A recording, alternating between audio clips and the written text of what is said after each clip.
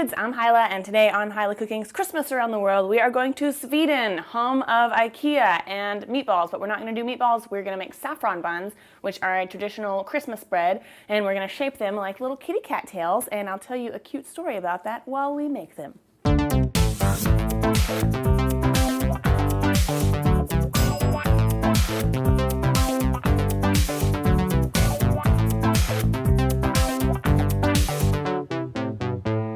Alright, for the saffron buns, we need some saffron. So I've got some stamens here. It's not cheap. What it is, it's a stamen of a crocus, and then it grows in mostly Spain and Morocco, I think. I'm not sure how it came to end up being used in Sweden, but I'm sure it had something to do with the spice trade. Anyway, it smells kind of floral, and it gives a brilliant yellow color. So I'm gonna put it in this little bowl, and I'm gonna use a fork to break up the little stamens. They're quite dry, woo, and crunchy. Try not to get your very expensive saffron all over the counter.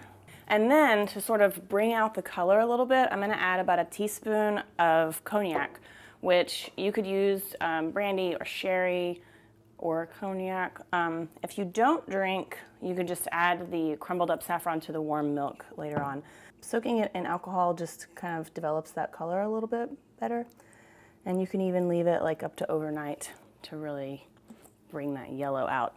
And the saffron was used because it's so yellow, it kind of represents the sun, and it's supposed to keep the devil away.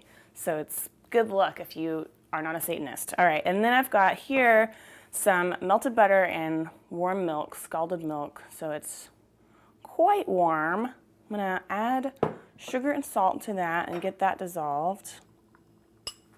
Ooh, it's like Yellowstone National Park, look at that. There's some science at work there, guys. Okay, so just mix this up until it's dissolved. Okay, seems pretty good, doesn't feel gritty anymore. I'm gonna pour this into my mixing bowl here. And, okay, that's a good temperature. It's warm, but it's not, Butterfingers. It's warm, but it's not hot, so it's not gonna kill our yeast, but it's gonna wake it up a little bit. And then I've just got one package of active dry yeast, as opposed to non-active dry yeast. Just kidding, that's not an option. But if it were, it would not be the one to get. And then kind of whisk that together too.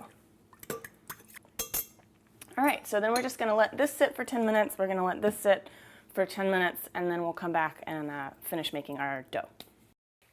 All right, after 10 minutes, we can add the saffron booze to the rest of this. All right, and then we can add half of the flour that we will add ultimately. Okay, and get that started to mix up on a low speed.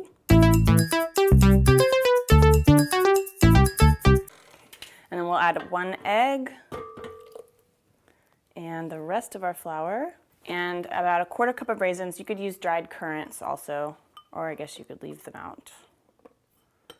And we'll just mix this up for a few minutes until it comes together into a soft dough.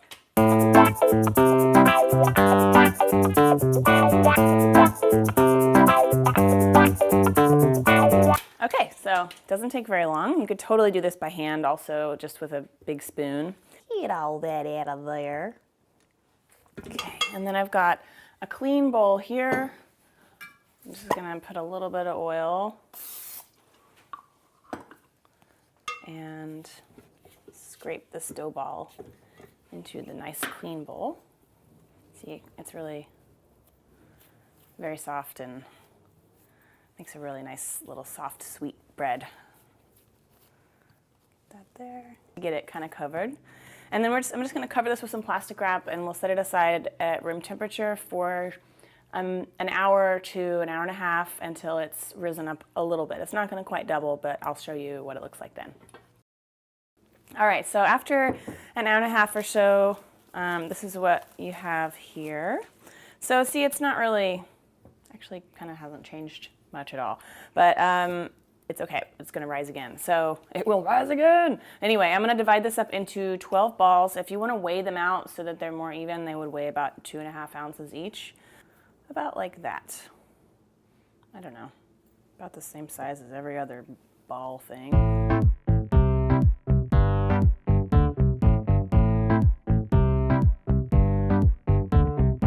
6, 8, 10, 12, 13. Oh, okay. Well, or you can make 13 balls, whatever. Now we're just gonna sort of move them the hell out of the way. We'll just roll it into a snake. And if it springs back on you, that's okay, just set it aside. So I'm gonna go ahead and get all of these to maybe like 4 to 6 inches long and then let them rest for a few minutes. All right, once you've got them all rolled out about that long, we're gonna lengthen them a little bit more, maybe like 8 to 10 inches. That's what she said. Okay, I don't really know how long that is, but that looks right. So that long, that big. And then here comes the little part. So these are also called Lussekatter, which I'm probably totally pronouncing that wrong, but it means St. Lucia's cat. So you shape them into a little figure 8 or an S shape. So I like to do it like this. Bring both ends in opposite directions, scrolling them up like that until you get a little fat S shape. See? Very cute. And they used to be called, like in the 1600s, devil's cats or duvelkatters, because there was an old legend that came to Sweden from Germany about the devil would like show up in the form of a cat and sort of punish all the bad kids. And eventually the name got changed to St. Lucia's cats because she was like the bringer of light and like the representative of like anti-devil, I guess. My religious knowledge is pretty pitiful, y'all, so please feel free to chime in the comments. So there. So just keep doing that and making my little cat shapes. Once they're all rolled out, we'll just cover them with another piece of plastic wrap and let them rise, and again for another hour to an hour and a half in a warm place.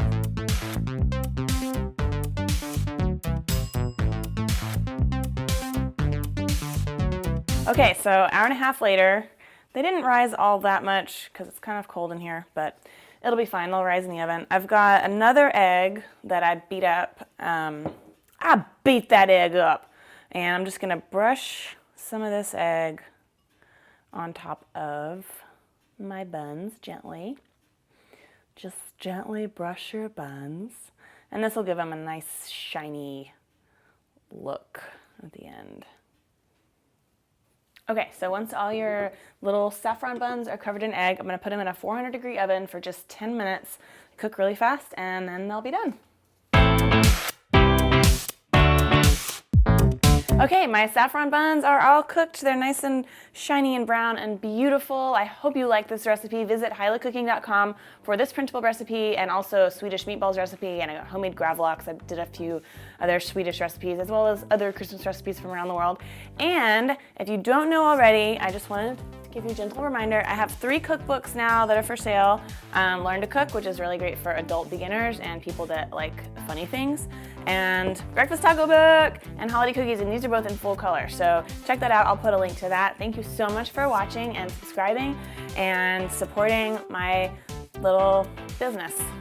All right, like it's like a little snail or like a little seashell. It's super cute. Give it a shot.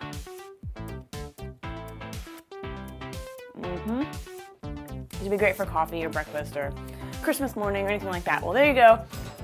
Swedish saffron buns. I hope you like it. Thanks for watching. Thanks for subscribing.